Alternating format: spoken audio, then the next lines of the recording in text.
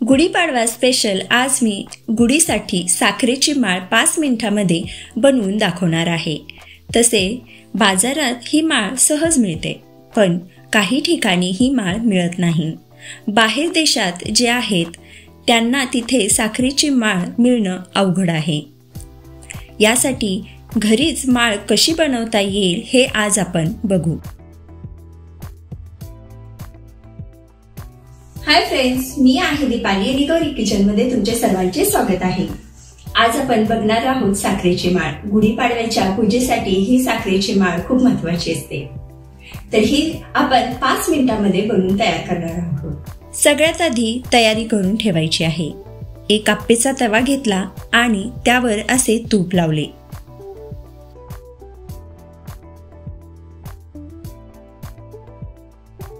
आणि इथे जाड 2 पदरी दोरा घेतला, तो असा एक एक कप्प्यात सोडू।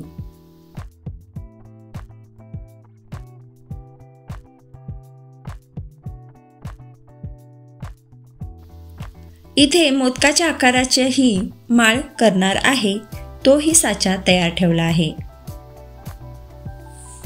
एका पातेल्यात 1 वाटी साखर घेतली। आता यामध्ये साखर बुडेल इतपत पाणी घालू।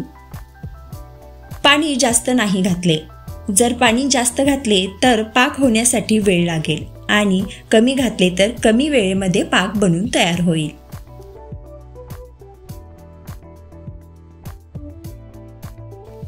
चांगली उकळी आणू आणि पाक बनवून घेऊ। हा पाक बनायला जास्त वेळ नाही लागत। आता हा पाक तयार आहे की नाही बघूया। हे बघा, थोडा पाक घट्ट झाल्यासारखा वाटत आहे। आता यामध्ये थोडेसे तूप घालू। तूप नसेल तर थोडे तेलही घालू शकता, याने माळेला चकाकी येईल। व्यवस्थित मिक्स करू।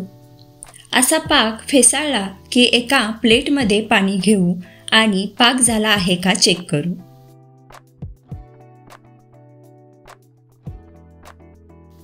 हे बघा, पाण्यात टाकल्यावर असा गोळा तयार झाला। यामध्ये तुम्ही कलर सुद्धा घालू शकता किंवा असाच पांढराही बनवू शकता।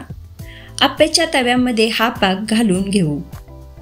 ही प्रोसेस पटकन करायची आहे, फक्त धागा जो आहे तो व्यवस्थित सेट करून घ्यायचा।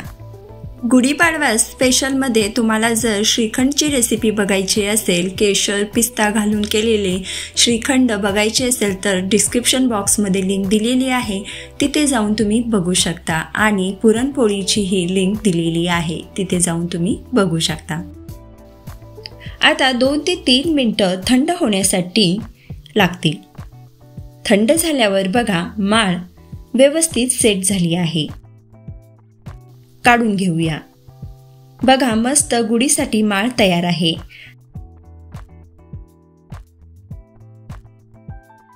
तसेच कलर घालून मोदकाची माळ ही बनवून घेतली। गुढीला लागणारी माळ तयार आहे। मी तर इथे बसून मस्त खाणार आहे। तुम्हाला जर माझी ही रेसिपी आवडली तर लाईक करा, शेअर करा, सबस्क्राईब करा आणि हा बेल आयकॉनला क्लिक करायला विसरू नका। आणि सगळ्यात महत्त्वाचं म्हणजे माझ्या असेच रेसिपी बघत रहा, बनवत रहा आणि खात रहा। हॅपी गुढीपाडवा। Bye bye.